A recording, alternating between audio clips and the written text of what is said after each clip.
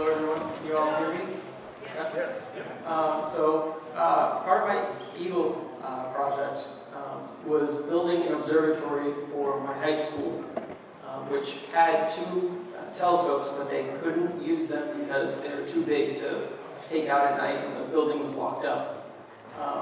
So the whole process started with a pile of lumber showing up from a local shed manufacturing company.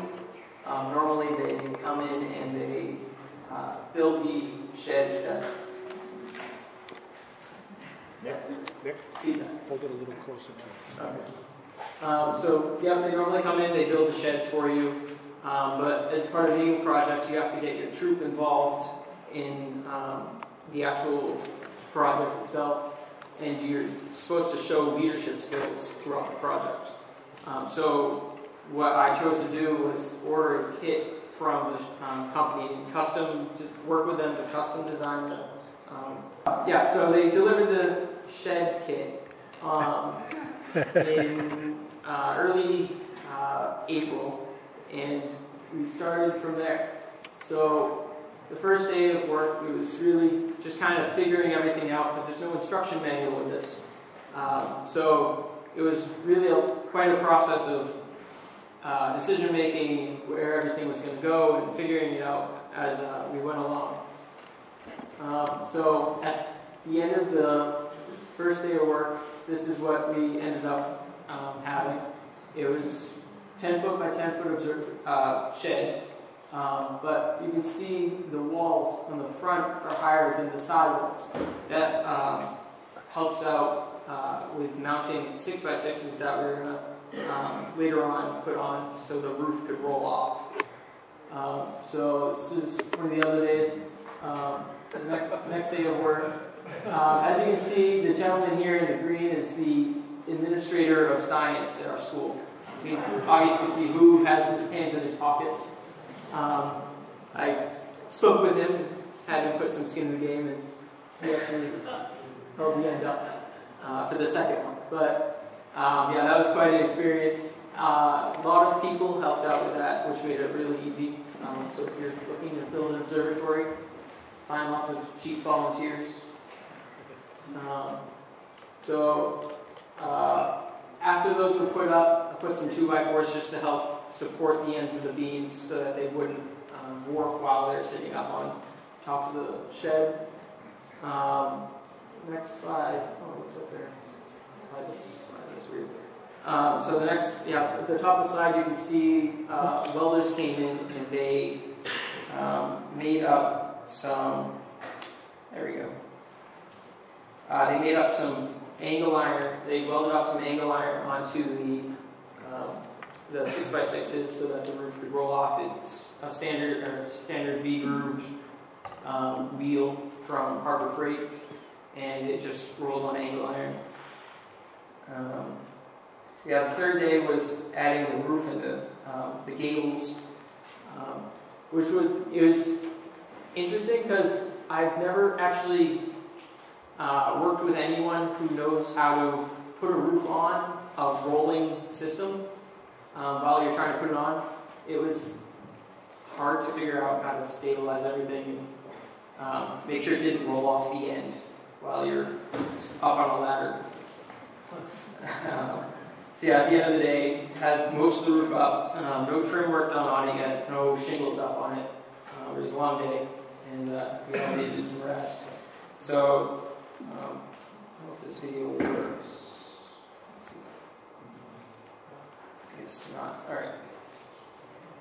So, after we put shingles on and added some trim to the side of the observatory just to help keep the water out, we were originally going to plan to move it out when the ground was a little bit harder. You can see it's built on asphalt, but the land out behind it was really muddy when we first started building.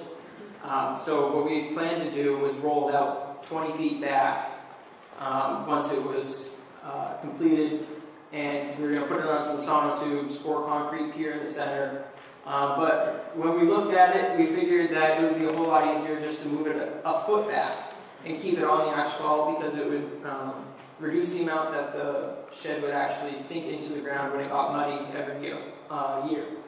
And it made it easier to move, but it was still really not fun moving it because they put it on forks on the end of a tractor and 2 4-inch PVC pipes right in the middle, as you can see. The whole shed kind of creaked and warped, and seeing the project go from all that work and not knowing if it was going to make it the whole 1.5 feet was really nerve-wracking. And after we finished moving it, the PVC shattered. It was scary, to say the least. Painting it went really well. A news article was written about the whole project, and one of the students here, you can see on the left, he was riding his bike by the observatory while we were painting it and offered to help. And later on, about an hour later, he called his father and said, "I'm going to be late for dinner tonight. I'm working on this Eagle project." And his father just happened to be a carpenter. He worked a lot with window replacement, so he had lots of ladders. He actually came down and brought some ladders down and helped out with the whole painting process, which was really cool to see that the whole community was kind of behind the whole project, and they all knew about it and were eager to help. So next thing was concrete being poured.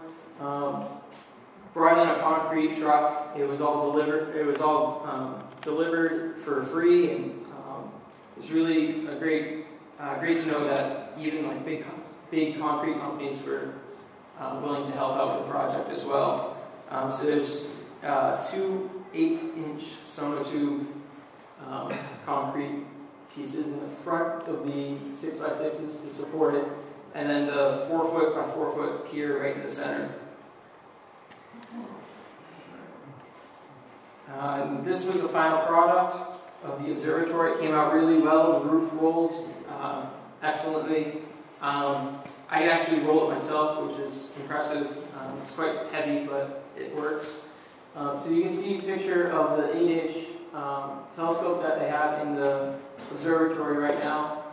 It's a homemade mirror from the 1950s from actually, at the time, a kid who, his father, he helped grind the mirror down, and he donated it to the high school years ago, and they never actually had a chance to use it until now with the observatory built.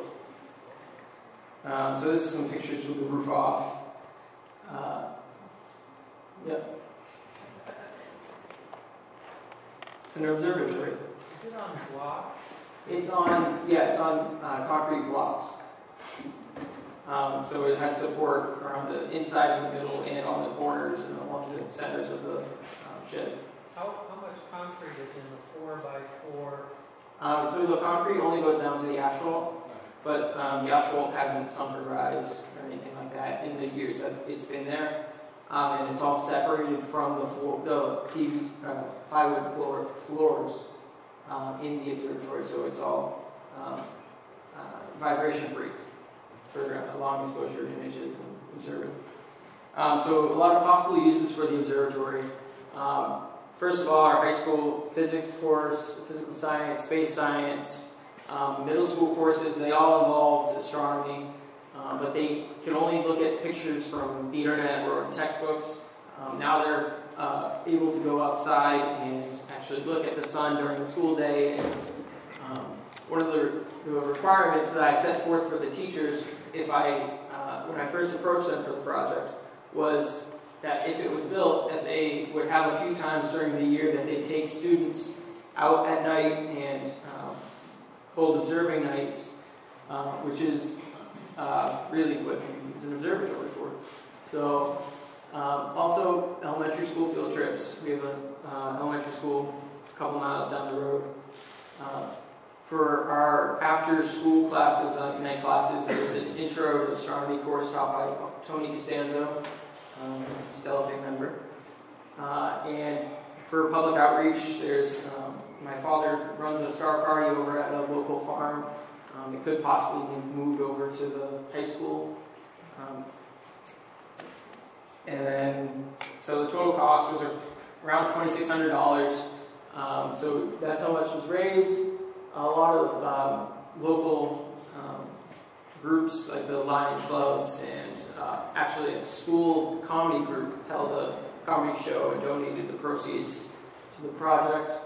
Over $900 in materials was donated to the project as well as Stellafane and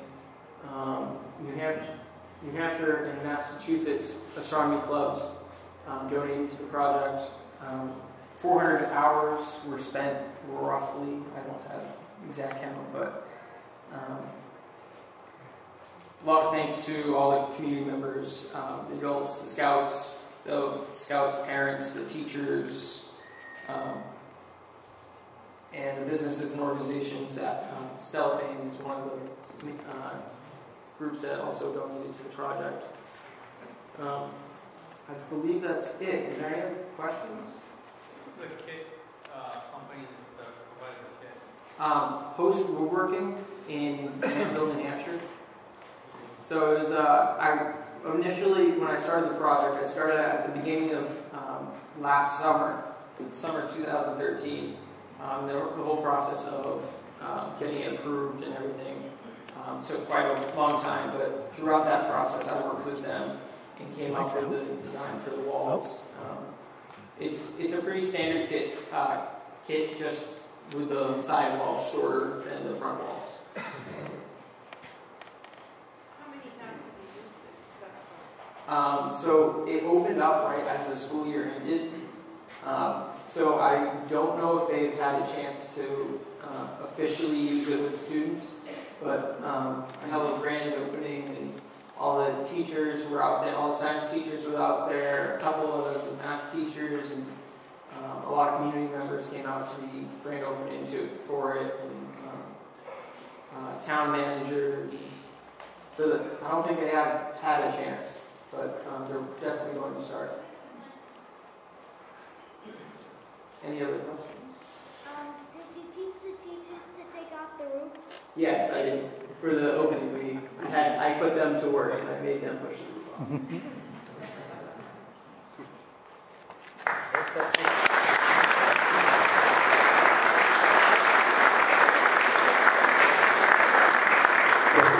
Thank you, Nick. Before we move on to our next speaker, our club secretary, Colin Malachowski, would like to say a word. You know, it's really kind of a unique opportunity when we see folks that do things like this. Someone who works on their Eagle project, by the way, they do it. They're the ones that are contacting all of the folks, the volunteers, and indeed we did get a letter in that regard. In an ultra life, you might say, I've taught scouting at adult theater programs, and I want to tell you that only 2 out of 100 boys that try for Eagle actually achieve it. So Nick did write a letter, and we also have an Eagle Scout, I think it was a long time ago and a galaxy away. So our president, Eagle Scout Dave Tabor, has a little something here.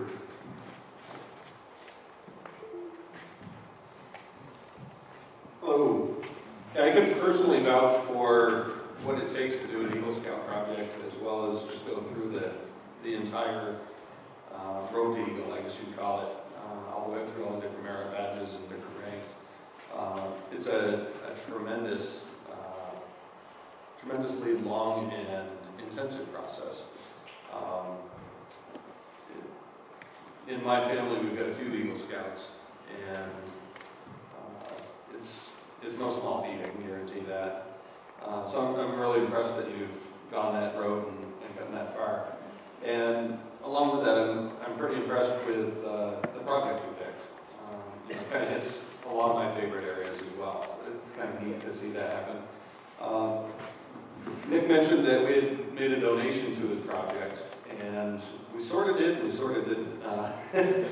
The donation we had got mailed out. Unfortunately, it wound up getting mailed to the wrong address, and we were able to retrieve it again. So I'm here to present that tonight. The donation we have is, I believe, 9. Just write down. Yeah, it looks like, 8 eyepieces that are to be used for this observatory. One of the things that Nick had relayed to me early on was that although they have the scopes, they only had a couple eyepieces. So hopefully this will make that a lot better for them, give them a lot more things they can do with it. So I'd like to present this to you.